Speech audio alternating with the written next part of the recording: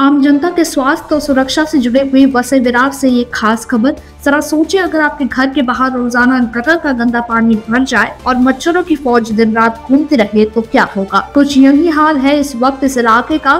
Drainage line बार बार plastic और कचरे की वजह से ब्लॉक हो रही है और उसका सीधा असर जनता की जिंदगी पर पड़ रहा है। नतीजा ये है कि पानी सड़कों पर जमा हो रहा है। डेंगू और मलेरिया जैसी बीमारियों का खतरा तेजी से बढ़ रहा है।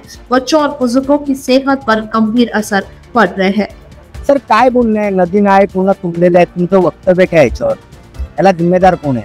तर परिस्थिती ही वाईट आहे। लक्षात घ्या की हे रहदारीची जागा आहे, लोक इथून येतात जातात आणि हे जे नाला आपल्या मागे जो भरलाय तो नक्कीच कुणीतरी कचरा टाकल्यामुळे भरलाय। त्यामुळे नागरिकांनी कचरा एकतर टाकू नये, टाकला तर तो कुठे टाकावा। नगरपालिका याच्यावर किती आता त्याच्यावर काम करणार की प्रत्येक वेळेला दर 15 दिवसांनी दर 1 महिन्यानंतर तिला साफ करतात, पण नाला हा चोकअप होणं, चोकअप झाल्यानंतर पाणी भरणं, आज विरार वेस्टला पाणी एवढं भरलं जातं की तिथे लोकांना ट्रॅक्टरनी आणून न्यावं लागतं। हा जो त्रास आहे ना नागरिकांमुळे होतो। नगरपालिकेकडे तुम्ही बोट जेव्हा दाखवता तेव्हा स्वतःकडे बोट ठेवणं पण गरजेचं आहे। तुम्ही कचरा टाकून नका ना, मग ते चोकअप होणार कसं? मुद्दा नंबर 1। मुद्दा नंबर 2, प्लास्टिकच्या बॅग या जर बंद झाल्या असं तुम्ही जाहीर केल्यानंतर प्लास्टिकच्या बॅग जिथे बनतात त्या फॅक्टरीचं काय, तिथे कोण गेलंय का? मग त्या फॅक्टरी बंद करा ना। तिथे जर निर्मितीच झाली नाही तर तिथे येणार कुठे प्लास्टिकच्या बॅगा? म्हणजे तुम्ही त्यांना मशीन्स द्यायच्या याच्यावरती कन्सेशन वरती आणि त्या मशीन चालवायला द्यायच्या आणि परत दुसऱ्या बाजूला तुम्ही सांगितलं प्लास्टिक बंद। म्हणजे ढोलकी वाजवायची, इथून पण वाजवायची तिथून वाजवायची। हे असं नगरपालिकेने कार्यप्रणाली करू नये, नागरिकांचा विचार करावा। प्लास्टिक बॅग बंद म्हटल्यानंतर बंद, मग ते फॅक्टरी पासून बंद झालं पाहिजे। तिथे बंद झालं तर प्रोडक्शन होणार नाही। जिम्मेदार ठरवणार नागरिक आणि व्यवस्था।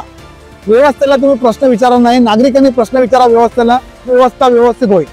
कडचे नगरसेवक काही याच्यावर काय दखल घेत आहेत? सध्या नगरसेवक कोण नाही, पण माजी नगरसेवकांनी त्यांच्या ऑफिस मध्ये बसण्यापेक्षा ना ग्राउंड लेवलला उतरावं। माजी नगरसेवक आपले सन्माननीय आयुष्यमान अजीव पाटील असेल, त्या सन्माननीय प्रशांत राऊतजी असेल, त्यांना बोलणं काय, तुमचं उद्देश काय? त्यांनी येऊन बघावं, नागरिकांचा प्रश्न सॉल्व्ह करावा। त्यांनी इकडे येऊन बाकडं बांधावं आणि विचार करावा या एरियाबद्दल।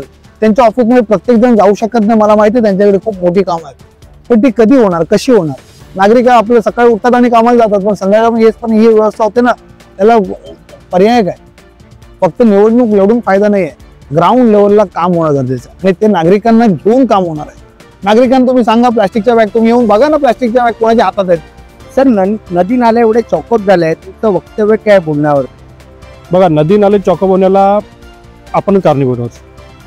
आपण इकडे एवढा कचरा टाकतो, आपण त्याच्यामध्ये प्लास्टिक टाकतो। कचऱ्यासाठी महानगरपालिकेने आपल्याला गाड्या दिलेल्या आहेत, सर्व आहे, तरीही आपण ते कचरा तिकडे न टाकता पण नाल्यामध्ये टाकतो।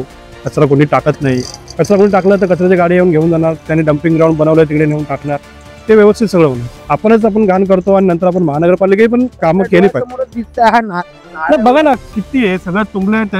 हेच कारण आहे की आपला विरार वसई भरते पाणी पावसामध्ये, कारण हेच आहे आणि त्याच्यामध्ये आपलीच चुकी आहे।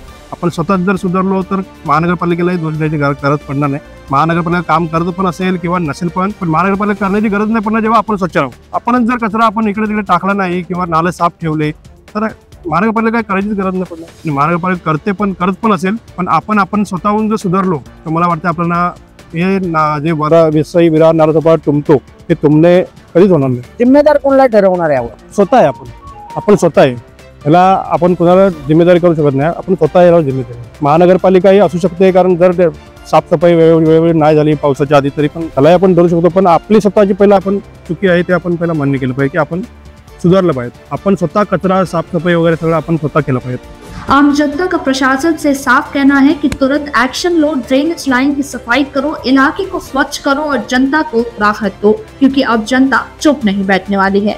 अब सीधे सवाल ये है कि आखिर कब तक जनता इस हालत में जीने को मजबूर रहेगी और क्या महानगर पालिका को इस पर ध्यान नहीं देना चाहिए और क्या ये पब्लिक की स्वास्थ्य को कीमती नहीं समझते हैं? क्योंकि अब जनता चुप नहीं बैठने वाली है। ये हर उस व्यक्ति की लड़ाई है जो साफ हवा, साफ पानी और साफ माहौल का हक है। आपकी इस पर क्या राय है हमें कमेंट सेक्शन में जरूर बताइएगा और हर लेटेस्ट खबर के लिए सब्सक्राइब करना ना भूलिए जर्नलिस्ट.in पर।